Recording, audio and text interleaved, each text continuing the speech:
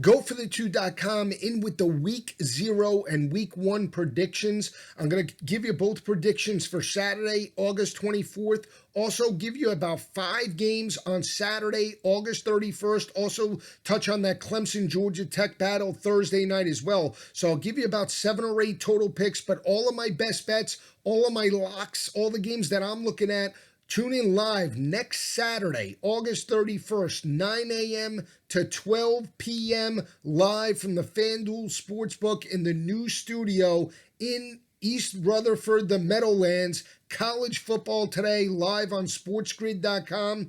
Also on Fantasy Sports Radio Network. Tune in 9 a.m. to 12 p.m. Eastern. We'll go through mostly every game Saturday and those games on Sunday as well. So check us out live. Fantasy Sports Radio Network, SportsGrid.com. College football today. Let's jump right into it. This big battle in Orlando celebrating 150 years of college football. I mean, it doesn't get better than this. It's a rivalry game. Gators, Hurricanes, new head coach in Manny Diaz, but more importantly, new quarterback in Jaron Williams that was named the starter over Ohio State transfer Tate Martell. This is going to be a very critical battle for both teams. Both teams will be looking to start fast to gain momentum in the month of September. This game comes down to 2 factors. One, it comes down to Miami's ability to run the football on the front 7 of Florida, and it comes down to Miami's ability to force 3 and outs or force Felipe Franks into short to intermediate throws in the passing game. When you look at the strength of Miami overall last year, offensively, it was the rushing attack with Travis Homer. This was an offense that averaged 195 yards on the ground, and now they get an upgrade at running back, in my opinion, with DJ Dallas. He did rush for over 500 yards last year, but he's a bigger physical back. You could utilize him in the short to intermediate passing game, but he really epitomizes that old school football from the U and what the Hurricanes will be looking for with this new regime. He's a physical back. He's going up against the defensive front in Florida that gave up 165 rushing yards to opposing offenses. So that's the matchup. This Miami offense last year under N'Kosi Perry could not stretch defenses vertically. They only averaged 167 passing yards per game. In 8 of the 12 games, they failed to throw for over 200 yards. They were 3-5 in those ball games. And in the last 4 games of the year, 8 games of the year, they only threw for 4 passing touchdowns. Jeff Thomas, their big play wide receiver, comes back, and look for him to take the top off of Florida's defense vertically to open up running lanes for Dallas in this ballgame. Here's the matchup as well. Felipe Franks, solid season in 2018. He threw for 24 touchdowns, 6 interceptions under Dan Mullen's tutelage last year, but he's going up against the number 1 ranked passing defense in college football in Miami. They only allowed 135 passing yards per game to opposing quarterbacks and did have the number 1 ranked third down defense in college football, holding opposing offenses to only 25% on third down conversions. If Miami could force 3 and outs, that'll give their offense a short field, allow them to run the football and take the pressure off of Williams, and also allow them to work off of play action, and they'll be able to dictate the tempo in this matchup. I also look at this game from last year with LSU. A lot of fanfare, a lot of hype with Mark Richt and the crew week number 1 as a 3-point favorite. They did not live up to expectations in Arlington last year and disappointed a lot of fans. I think this game's been circled since Manny Diaz took over at the helm. I look for a more enthusiastic, a more physical team in Miami, and I look for Diaz to pull out all the stops, trick plays, blitzes to get this W over Florida. This is a recruiting game. It's an arch rivalry as well, and look for Miami to pull out all the stops to get this W Saturday night in Orlando. I think they're in this ball game from start to finish, but in the end, Florida does pick up a 3-point victory, 23-20 over the Hurricanes Saturday night. Turn our attention to the late ball game in Hawaii between Arizona and the Warriors. Last year, the Warriors were a 17.5-point underdog. They opened at plus 425. They got bet all the way up to almost plus 700 in that matchup against Colorado State. They won in convincing fashion, jumped up early with Cole McDonald, never looked back, and held on for a 9-point win over Colorado State. They now come back home. They were 8-6 last year and bring back 8 total starters to that defense. They're going up against a team in Arizona that underachieved under Kevin Sumlin, 5-7 last year, but it is year number 2 in the offensive scheme. When you look at Kevin Sumlin in this offense, they were explosive, averaging over 200 yards per game with J.J. Taylor at the running back position. Also passed for 255 through the air with their quarterback, Khalil Tate. He had an ankle injury for most of the year, but did throw for 26 touchdowns and 8 interceptions. The biggest progression for a head coach usually comes from year number 1 to year number 2, and I think that's what you'll see play out due to Khalil Tate's mobility in this ballgame. Here's the other factor as well. You have a Hawaii defense that allowed 202 rushing yards per game and gave up 235 through the air to opposing quarterbacks. But I look at 2 games in particular that stand out for me with better quarterbacks on their schedule from 2018. It was Fresno State with Marcus McMaryion, and it was Utah State with Jordan Love. They got blown out in both of those ball games. Fresno State won that matchup 50-20, and Utah State won that ball game 56-17.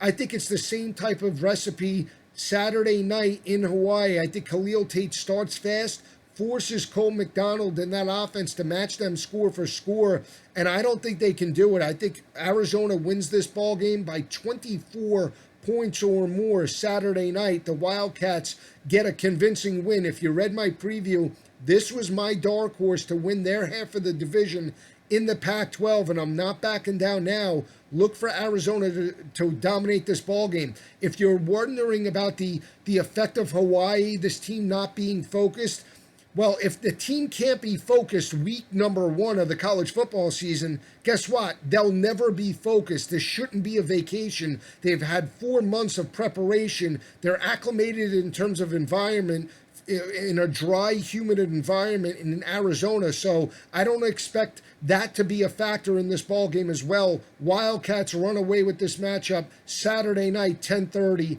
in Hawaii in that ball game. Thursday night, we have the national champs going up against Georgia Tech in a very intriguing battle. Georgia Tech with a new head coach in Jeff Collins, and you're talking about possibly one of the best teams in college football, 15-0 in the Clemson Tigers. This was a Clemson Tiger team that dominated Alabama 44-16. They won their 15 games last year against FBS opponents who had a combined overall winning percentage of 624%. They won those 15 games by 31.3 points per game. But when you look at the body of work within the ACC, over the last 4 seasons, Clemson is 40-4 against ACC opponents. That is a 903 winning percentage. They were 9-0 against ACC opponents in 2018 and won those 9 games by 35.8 points per game. They have the Heisman frontrunner at the quarterback position in Trevor Lawrence, 3,280 yards, 30 touchdowns, 4 interceptions, and he started week number 4 against Syracuse. So that, just think about that. He possibly missed 4 games. He could have thrown for 45 touchdown passes last year. He returns leading rusher Travis Etienne that averaged 8.1 yards per carry, 24 rushing touchdowns, and has 2 of the best wide receivers within the ACC in T. Higgins and Justin Ross returning to the program. This was an offense last year that pounded the rock for 244 on the ground, threw for 279 through the air. Here's another amazing statistic. Since 2016, Clemson against FCS and FBS opponents is an amazing 22-0 every time they pound the rock for over 200. The last 2 seasons, they won those games by an average margin of victory of 29.8 points per game. Since 2015, Clemson is 27-1 in Death Valley against FBS and FCS opponents. They've won those 27 games by an average margin of victory of 31.5 points per game, with a new head coach going from a triple option attack to a more balanced attack.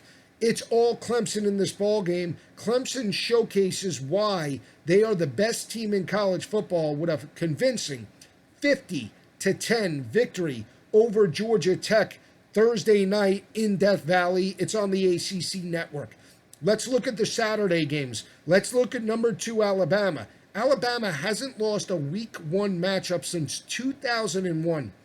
They've won 17 straight week 1 matchups by 25.5 points per game. Last loss came in Tuscaloosa, 2001 to UCLA. But you look at the last 5 years, the Crimson Tide have won these ball games by an average margin of victory of 25.6 points per game. You look at Alabama's body of work, 14-1 last year against 13 FBS opponents that had a combined overall winning percentage of 565%. You look at Alabama, they won those 13 games against FBS opponents by 31.3 points per game. You look at their Heisman Trophy quarterback, Tua. Last year, he tossed 43 touchdowns. He has possibly the 3 best wide receivers in college football in Jerry Jeudy, Jalen Waddle, and Henry Ruggs. That group combined for 159 receptions, 2,904 receiving yards, and 32 receiving touchdowns. This was an Alabama offense last year in 10 of 15 games, threw for over 300 yards. The team was 10-0 in those ball games and won those 10 ball games by an average margin of victory of 34.4 points per game.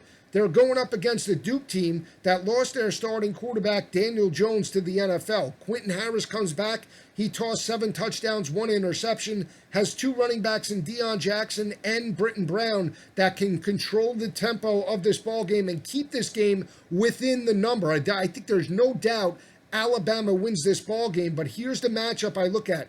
The line opened up at 30, got bet up to 35 in this ball game, which is right at the cusp of Alabama's numbers. I like Duke to cover this number within 35 points. I look at the secondary that held opposing offenses to 55% in terms of completion percentage. I think they can make enough plays to get a backdoor cover. Alabama wins, but it's only in the area of 28 to 29 points. Duke covers this number, 330 in Atlanta. Keep an eye out for the Blue Devils. I mean, the line opened up at 30, got bet up to 35. They also covered last year as a 31-point underdog to Clemson. That's another reason why I like the Blue Devils in this ball game Saturday afternoon in the Mercedes-Benz Dome. An ACC battle that I really like is Virginia Tech and Boston College. This matchup, I'm really curious to see how it plays out, but I really like Boston College in this matchup. You look at this ball game last year in Blacksburg. Boston College won this ball game without A.J. Dillon, 31-21, and pounded the rock for 210 yards on that Virginia Tech defense. Virginia Tech last year in 2018 had one of the worst statistical defenses under Bud Foster, allowing 211 yards on the ground to opposing offenses and giving up 5.4 yards per carry. 5.4 yards per carry. They're going up on the road in Chestnut Hill against a Boston College offense that loves to run the football. Last year in 2018, every time Boston College pounded the rock for over 200, they won. They were 7-0 and won those 7 ball games by 15.3 points per game. And they have a quarterback in Anthony Brown that threw for over 2,000 for the first time, meaning a Boston College quarterback threw for over 2,000 yards for the first time since 2012 with Chase Reddick at the helm. That's almost 7 years that the Boston College offense couldn't throw for over 2,000 yards in a single season. Anthony Brown did it last year. They're more balanced. If they could stay in manageable third down situations, I think they control the tempo of this ball game. Not sold on Justin Fuente and the crew. They snuck up on Florida State last year. They're not going to do it on the road in Chestnut Hill. Boston College gets a 10-point victory at home over the Hokies Saturday afternoon. Another battle is between Florida State and Boise State. I know there's no Brett Rippon. I know there's no Madison, the running back. To me, it doesn't matter. I see this Florida State team that's underachieved, not only under Willie Taggart last year at 5-7, but more importantly, it started with Jimbo Fisher 2 years ago. Florida State, over the last couple of years, has lost 13 games. 10 of those games have come within the ACC. They've lost those 10 games over the last 2 years by an average margin of defeat of 17.6 points per game. They lost their 5 games last year within the conference by 22.6 points per game and had the 126th rushing offense with Cam Akers and Jacques Patrick last year, averaging only 88 yards per game. That's not going to fly against a disciplined team in Boise State. They have this game circled. I like James Blackman at the helm, but I'm not sold on this Florida State team. I know they weeded out a lot of players that were not bought into the system. To me, it doesn't matter. I'll take the more disciplined team that makes less mistakes, that is the underdog. Boise State strikes the upset over Florida State Saturday, August 31st in that ballgame.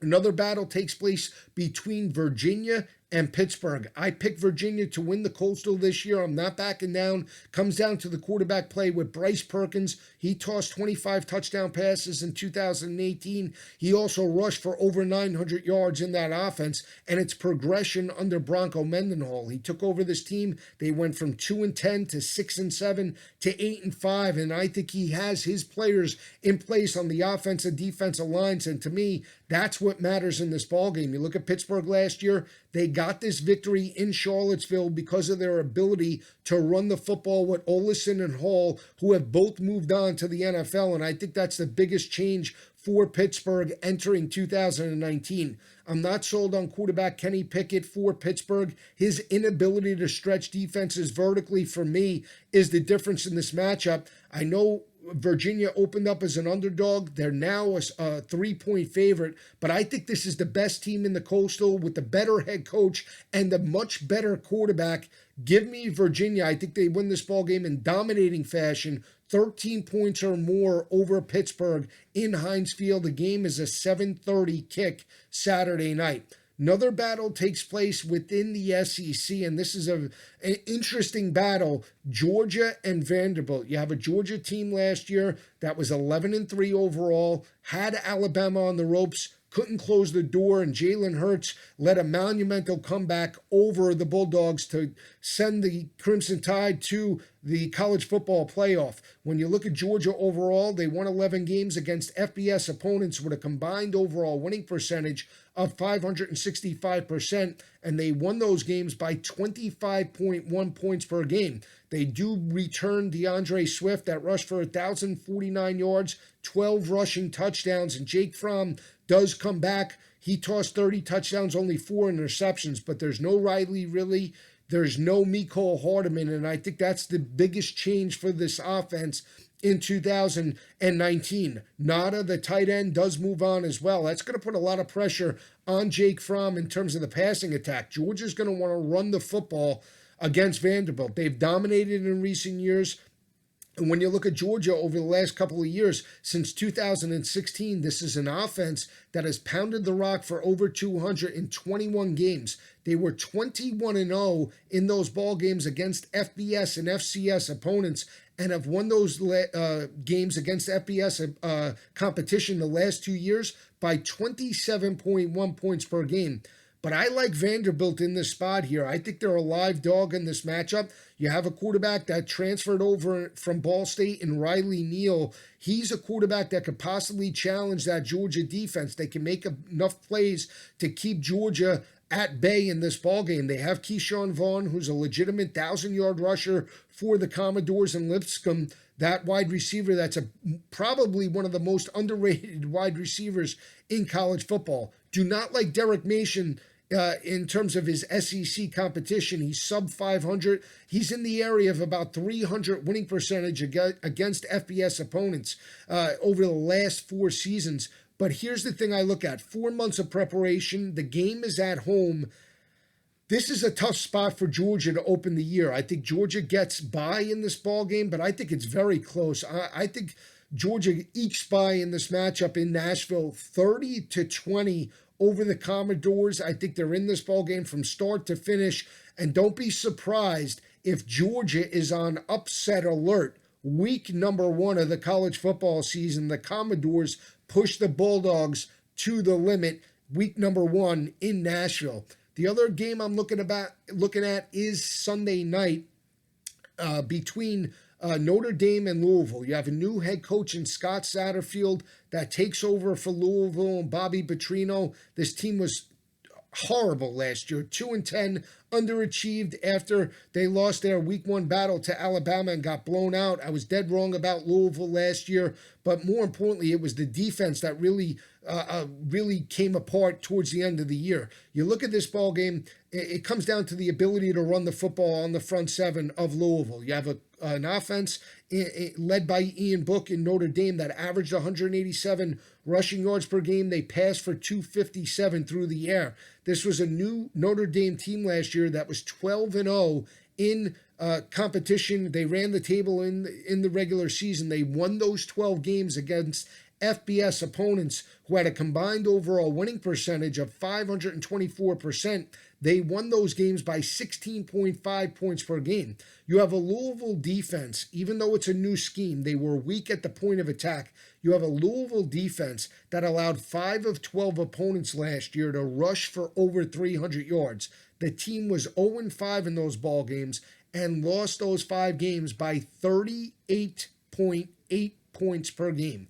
38.8 points per game, they lost those ball games. In the last 6 games of the year, Louisville allowed 323 rushing yards per game and 26 rushing touchdowns to opponents who had a combined overall winning percentage of 727%. I know there's no Dexter Williams, there's no Miles Boykin, there's no Mack, but they have enough in terms of an offensive line to wear down Louisville in this ballgame. They have better quarterback play in Ian Book that threw for 19 touchdowns, 7 interceptions. Look for Notre Dame to be prepared. Look for Notre Dame to wear down Louisville in this ballgame, and I think they put up a 50 spot, 50-10 over the Cardinal in this ballgame. We're just getting started. It's week 0. 2 days from now, tune in every Saturday, 9 a.m. to 12 p.m. College Football Today, live from the FanDuel Sportsbook in the Meadowlands, Fantasy Sports Radio Network, SportsGrid.com. Check us out.